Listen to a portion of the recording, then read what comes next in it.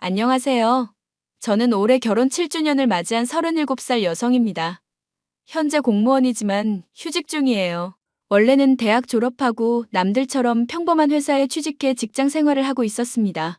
건설회사였는데 업무 특성상 공무원분들도 많이 만나야 했고, 그러다 인연이 닿은 게 바로 남편이었어요. 남편이 건설 분야 7급 공무원이었거든요. 저희는 2년 남짓한 기간 동안 연애했고, 아홉 수피에 30살이 되던 해봄 결혼했습니다.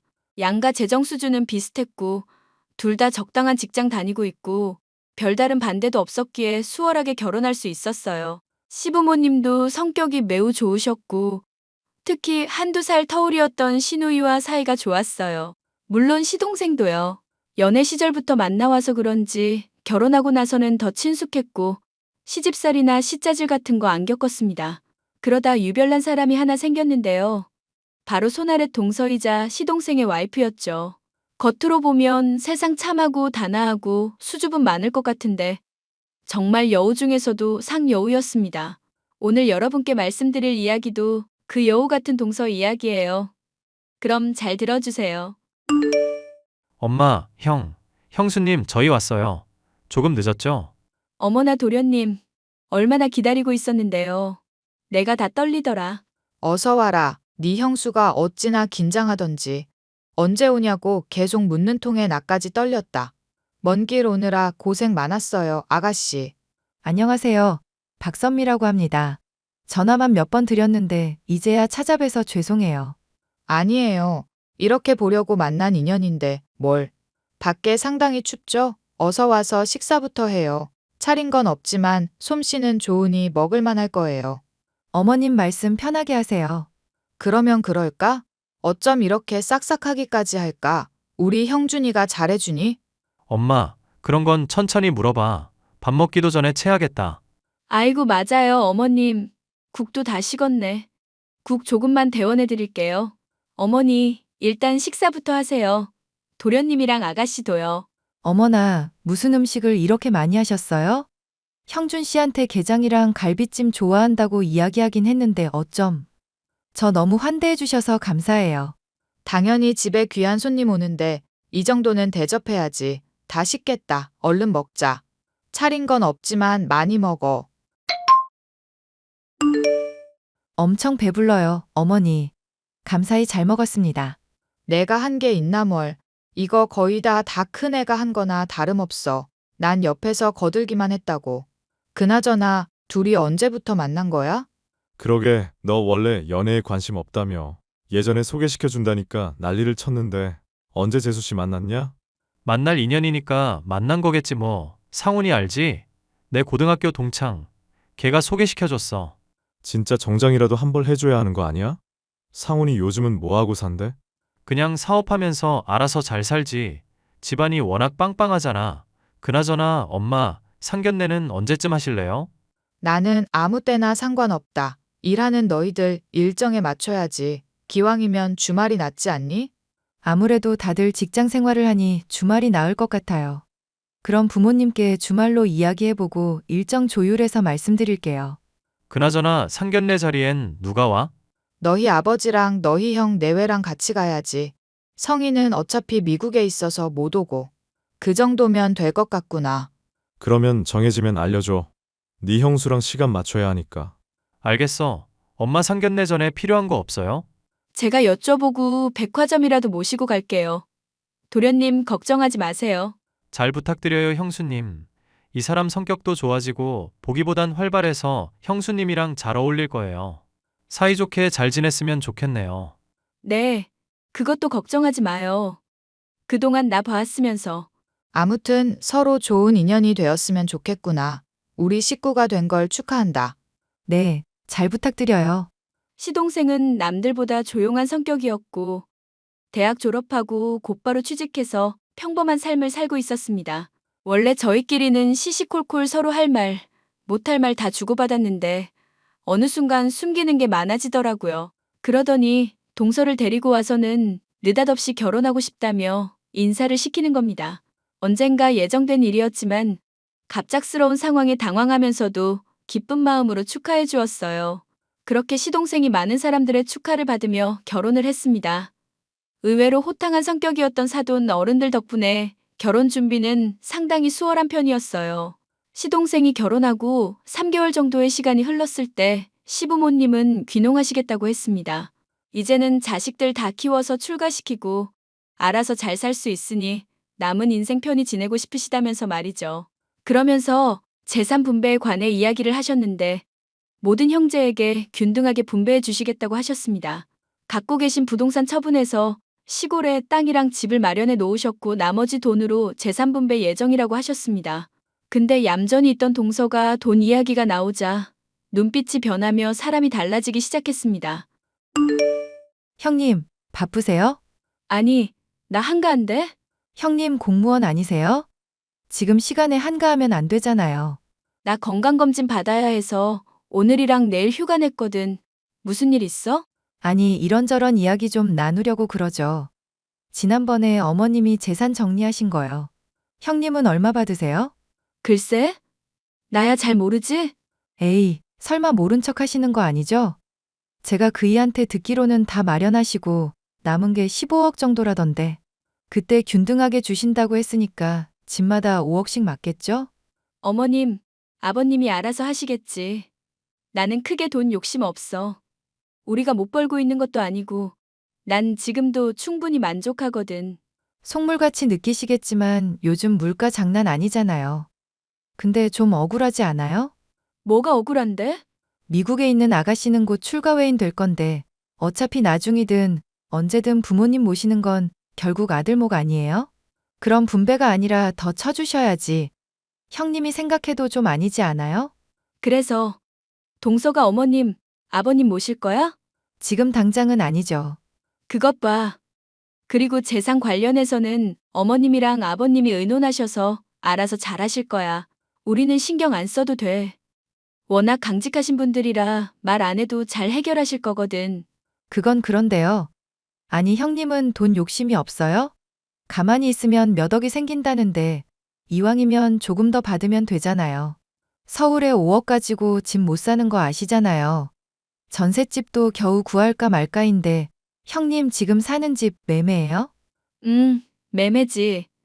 결혼하면서 나랑 남편이랑 모은 돈이랑 양가해서 조금씩 보내주신 거 다 올인했어. 그래서 우리는 결혼식이 소박해. 정말 가족끼리만 모여서 식사했거든. 정말요? 그럼 예단은요? 그런 거 안 했지. 주고받은 건 결혼 반지밖에 없어. 대출 없이 사는 게 좋은 거라서.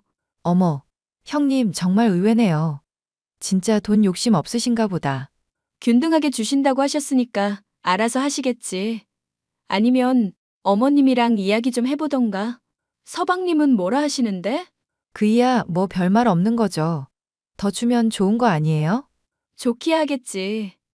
근데 우리가 없이 사는 사람들도 아니고 당장 욕심부려서 뭐 하려고. 그냥 있는 대로 살지 뭐. 하여튼 형님은 너무 얌전하시다니까? 아무튼 다시 연락드릴게요. 그래, 고생해. 당시 시누이는 미국에서 직장 생활하고 있었고 1년 정도 뒤 귀국할 예정이었습니다. 그 시기에 맞춰 재산 상속을 받기로 했는데 동서가 하루라도 빨리 돈을 받고 싶었는지 전전긍긍하더라고요. 언제 받든 그건 상관없었습니다. 그리고 시부모님은 조금씩 고향에 내려갈 준비를 하기 시작하셨습니다. 부동산은 이미 처분하셔서 예금으로 바꿔놓은 상태였고 주말마다 시골집에 가셔서 정리도 하고 오시고 그러셨어요. 동서는 가족들 눈치를 살살 보더니 갑자기 시부모님에게 잘하기 시작했습니다. 태도가 바뀐 거였어요. 나이도 있으시고 그동안 살아오신 세월이 있으니 왜 그러는지 아시는데도 무척이나 부담스러워 하셨습니다. 시간이 갈수록 동서가 꼴사나웠지만 워낙 욕심도 없던 저는 별 생각 없이 저러다 말겠지 싶었답니다. 그런데 말입니다. 동서는 시간이 지날수록 더 얄미워지기 시작했어요. 어느 순간 제 심기를 건드리며 약을 올리는 건지 알 수 없지만 간을 보는 것 같더라고요. 형님, 그동안 잘 지내셨죠? 지난번에 커피 한잔 하기로 했는데 시간이 안 맞아서. 언제 시간 되세요? 나야 평일에 6시면 퇴근하니까 그 이후엔 넉넉하지. 주말은 당연히 언제든 되고. 가까이 사는데도 만나기가 어렵네요. 두 분 다 바쁘신 건 이해하는데 문화생활도 좀 하시고 그러세요. 그래, 그럴게. 근데 오늘은 왜 연락한 거야? 이제 곧 퇴근 시간이라 여유롭긴 한데. 형님한테 긴히 물어볼 게 있어서요. 뭔데 그래? 아니, 형님 결혼한 지 10년 가까이라면서 왜 아직도 아이가 없으신 거예요? 그게 궁금했었어? 우리 부부한테 왜 아이가 안 생기는지? 네, 당연히 궁금하죠. 혹시 딩크족 이런 건 아니죠? 당연히 아니지.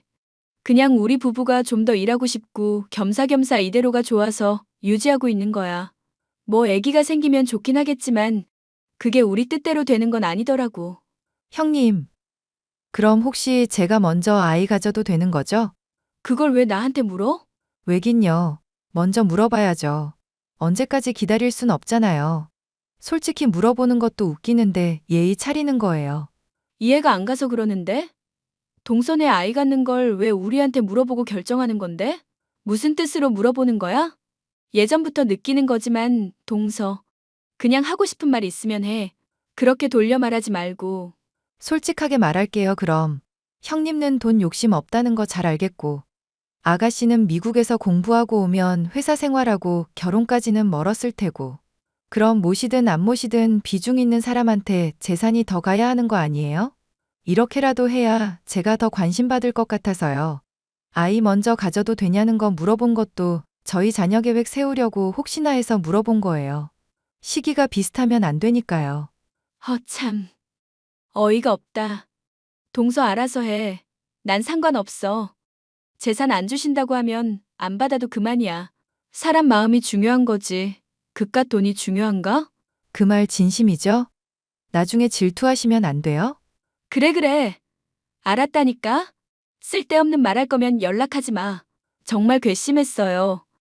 대놓고 재산 탐내는 것도 그렇고 속물 같아 역겹기까지 했습니다. 솔직히 과시하는 건 아니지만 지금까지 부족한 거 모르고 자라와서 그런지 돈에 대한 욕심이 진짜 없었어요. 물론 돈 많으면 할 수 있는 것도 많아지고 좋겠죠. 근데 그게 다잖아요. 아무튼 남편에게 동서 이야기를 하며 대수롭지 않게 생각하기로 했습니다. 괜히 생각하면 스트레스 받아서요.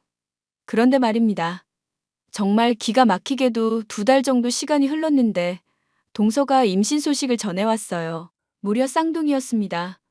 결혼한 지 오래된 저희 부부에게도 아이가 없어 손주를 기다렸던 시부모님껜 더할 나위 없는 기쁜 소식이었죠. 그래서 온갖 관심이 동서한테 쏠렸습니다. 당연히 동서는 기세가 등등해질 수밖에 없었죠. 모든 가족이 용돈도 주고 다 같이 축하해 주었습니다. 그런데요, 저는 한순간에 기분이 상해버리고 말았어요. 바로 동서가 임신을 빌미로 이때다 싶었는지 저에게 뒷수발을 요구하며 저를 업신여기기 시작했거든요. 형님, 안 바쁘시죠? 그냥 똑같지 뭐. 오늘은 또 무슨 이야기를 하려고? 시답지 않은 이야기 할 거면 하지 마. 에이, 왜 그래요? 제가 무슨 말을 할 줄 알고. 그래, 무슨 말 하는지 드러나 보자. 아니, 형님, 저는 임신했잖아요.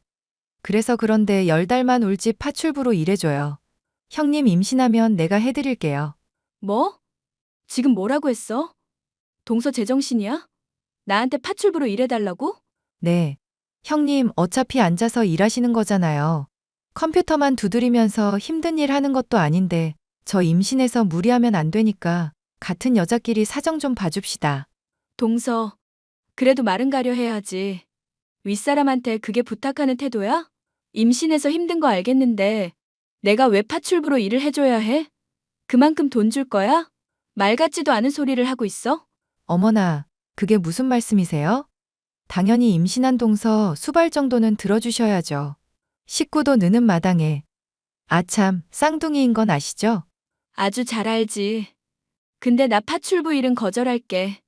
내가 그럴 이유가 없잖아. 형님, 진짜 정없는 사람이었네. 이 정도도 못 해줘요? 내가 왜 도와줘? 물론 우리 집안에 새로운 가족이 태어나는 건 감사하고 고마울 일인데 동서가 그따위로 행동하는데 내가 해줄 필요가 있을까? 그게 무슨 말이에요? 임산부 앞에서 막말하는 건가? 막말? 진짜 막말이 뭔지 들려줘? 동서 버릇없다고 생각했는데 이제 보니 싹수도 없네? 그래, 임신 축하해. 지금 많이 즐겨둬. 10달 뒤에 네 인생 지옥으로 바꿔줄게. 내가 안 해도 지옥일 거지만. 뭐 어쩔 건데?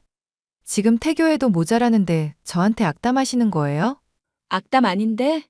아이 태어나고 동서가 온전히 지금처럼 즐기며 살 수 있을 것 같아? 그건 알아서 판단하고 나중에 보자고. 동서는 제가 했던 말이 헛소린 줄 아는지 입덧이 심하니 음식을 해달라 그러질 않나. 시간 나면 집에 와서 빨래라도 해달라며 온갖 갑질이랑 갑질을 하더라고요. 저는 아무런 내색하지 않고 해줄 수 있는 건 해줬어요. 때를 기다리다가 한 방 먹이려고 말입니다. 솔직히 임신한 사람 데리고 왈가왈부해봤자 저만 나쁜 사람 되는 건 시간 문제라 동서가 출산하기만을 기다렸어요. 물론 아무런 제지를 하지 못하니 답답한 마음도 있었습니다. 그럴 땐 남편한테 속마음을 털어놓았습니다. 제가 무슨 뜻으로 이야기하는지 이해하던 남편은 그저 제 손을 묵묵히 잡아줄 뿐이었죠. 동서 정말 얄미워 죽겠어. 어쩜 사람이 그렇게 변할 수 있지? 왜? 재수 씨가 또 뭐라 그랬어? 아니, 아무리 생각해도 재수 없어서. 임신한 게 뭐 그리 자랑이라고. 날 어찌나 들들 볶아대는지 짜증나. 그래도 얼마 안 남았잖아. 참는 게 이기는 거니 조금만 버티자. 자기한테 미안한 말이지만 임신한 사람한테 꾸중해봤자 좋을 거 없어. 내가 꼭 되갚아줄게. 어휴, 진짜 내가 전생에 무슨 죄를 지었다고. 아니, 동서 생각이 없는 것 같아. 내가 아이 안 가지는 게 진짜 흠인가? 그게 무슨 소리야. 우리 둘만 좋으면 상관없어. 둘 다 상의해서 안 낳는 건데 그런 말에 괜히 주눅 들지 마. 우리 아직 젊어. 우리가 일부러 안 가진 거지 흠이 있어서 못 가진 게 아니잖아. 아무래도 안 되겠다. 내가 형준이한테 한마디 해야겠어. 서방님한테? 괜히 그러다가 싸움 나면 어쩌려고. 싸움 나면 어때? 누가 먼저 사람 성질 건드렸는데 당신이 이런 말 할 정도면 얼마나 심하게 이야기했다는 거야? 그 새끼는 자기 마누라 관리도 안 하는 건가? 너무 흥분했다. 일단 흥분 좀 가라앉히자. 내가 알아서 잘 말할 테니까 당신은 아무 걱정하지 말고 있어. 야, 유영준. 너 지금 바쁘냐? 형이 무슨 일이야?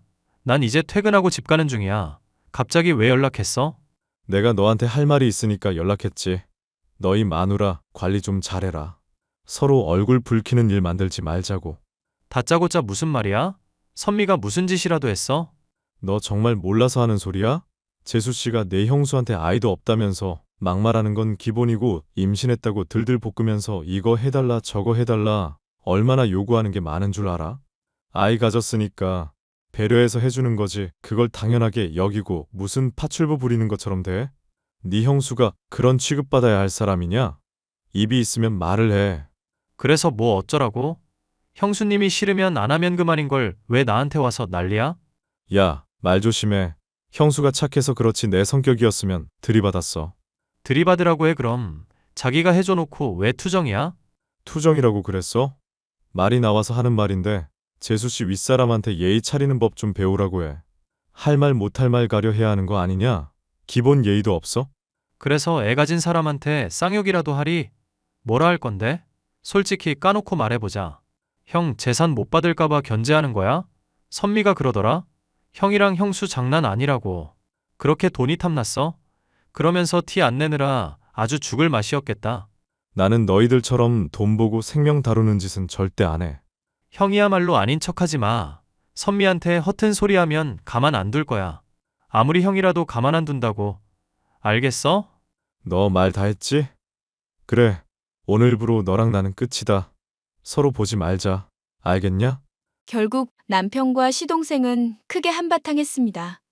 그렇게 몇 개월의 시간이 흐르고 동서가 출산했어요. 남편과 시동생 사이가 살얼음판 같으니 눈치를 봤는지 더 이상 연락은 안 하더라고요. 하지만 그도 얼마 가지 않았습니다. 잊을만 할 때쯤 동서에게 연락이 왔거든요. 형님, 지난주에 휴직 신청하셨다면서요? 그랬지. 출산하느라 고생 많았어. 집에 와 있는 거지? 요즘 코로나가 기승이라서 못 가고 있네. 형님 부탁드릴 게 있거든요. 뭔데? 뭐 필요한 거 있어? 아니, 그동안 아무 연락도 없었잖아요. 마침 산후 도우미 서비스 끝나서 그런데 혼자 아이 보기 힘들거든요. 미역국도 계속 먹어야 하는데 형님이 휴직도 했으니 일주일에 한 번씩 와서 미역국 좀 끓여주라고요. 재료는 제가 다 사놨어요. 완도산 미역 왕창 사놨으니까 요령껏 끓여요. 싫은데? 내가 왜 그래야 하는데? 먹고 싶으면 사 먹어. 요즘 팩 미역국 잘 나오잖아. 그거랑 직접 한 거랑 같아요? 형님, 그렇게 안 봤는데 너무 하시네요. 그럴 때일수록 마음을 곱게 써야 아이가 들어서는 거예요. 그리고 형님은 돈에 관심도 없고 애도 없으니까 어머님 재산은 다 제가 가져도 되죠? 동서 내가 예전에 했던 말 기억나? 무슨 말이요? 후회할 짓 하지 말라고 했잖아. 사람이 한 번 내뱉은 말은 잘 기억해야지. 안 그래? 도대체 무슨 소리예요? 아무튼 내일 오전에 와서 미역국 좀 끓여주세요. 한번 끓여서 소분해서 냉동실에 넣어두시고요. 소고기는 양지 부위 아니면 안 먹어요. 알아서 먹든지 말든지 해. 내가 해줘야 할 이유가 있는지 모르겠네. 그렇게 먹고 싶으면 친정 부모님께 연락해야지. 미리 사둔 미역 처먹던지 바르던지 알아서 해. 동서는 보란 듯이 저에게 갑질을 하기 시작했고, 이제는 겁도 안 난다는 듯이 대놓고 저에게 명령하더라고요. 저는 이때다 싶어 동서와 나눈 대화를 모두 녹음해 주었습니다. 날이 밝자마자 시어머니한테 가서 다 들려드렸어요. 한참 동안 듣던 시어머니는 얼굴이 시뻘개질 정도로 화가 잔뜩 나셔서는 소리치기 시작하셨습니다. 하지만 이내 평정심을 되찾으시고는 깊은 한숨을 내쉬셨죠. 얼마 뒤 조카들이 100일이 되었고 고급 레스토랑에 모여 식사하기로 했습니다.